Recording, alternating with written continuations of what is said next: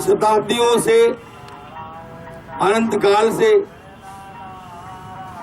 सतत प्रवाहित होती हुई गंगा, जो स्थूल रूप में एक नदी के रूप में भारत भूमि को पोषित करती है और हमको न केवल पोषित करती है बल्कि आध्यात्मिकता से अनुप्राणित करती है। वो भगवती गंगा एक स्थूल रूप में नदी के रूप में, नदी से परे एक दैवत शक्ति के रूप में उपास्य है, आराध्या है।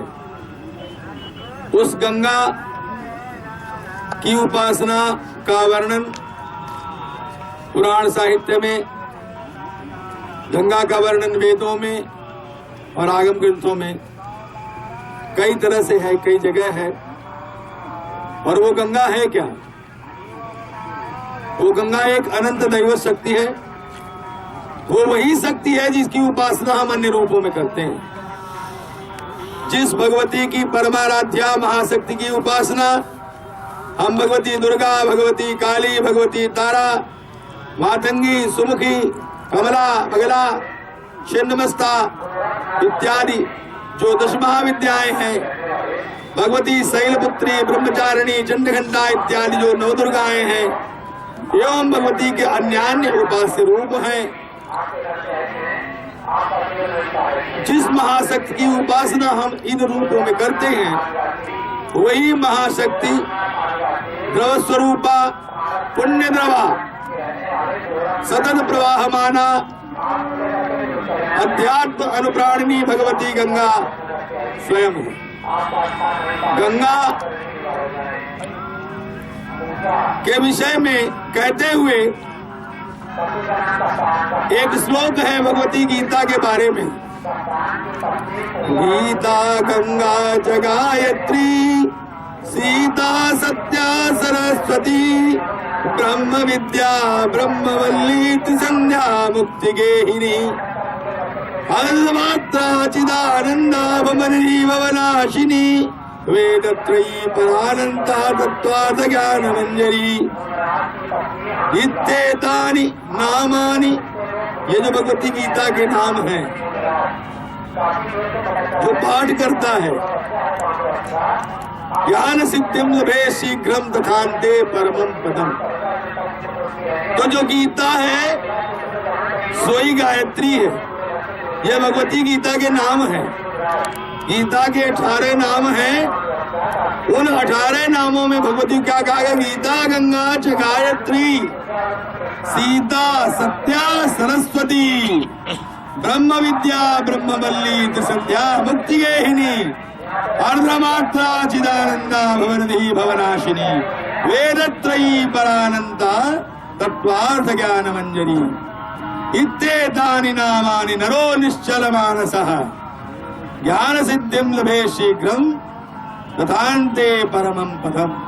जो निश्चल मन से इन नामों को केवल स्मरण करता है, वो शीघ्र ही ज्ञान सिद्धि को प्राप्त करता है। जिस प्रकार भगवती गीता को गंगा और गायत्री माना गया है,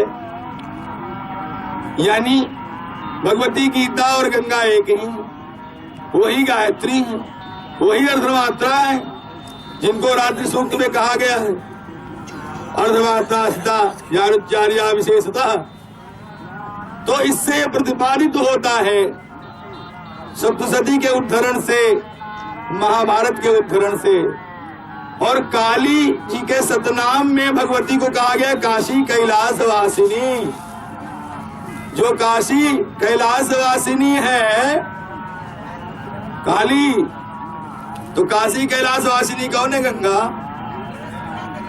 तो वो इन सब उद्धरणों से ये स्पष्ट हो जाता है कि भगवती गंगा वही परमाराध्या महाशक्ति है जिसकी उपासना हम भिन्न भिन्न रूपों में करते हैं। ये एक बात।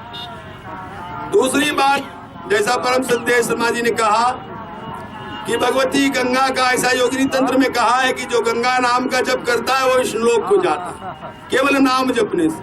और गंगा नाम में जो गणपति का बीज है वो निहित है, और गणपति का जो बीज है वो सभी प्रकार के मंगल को करने वाला।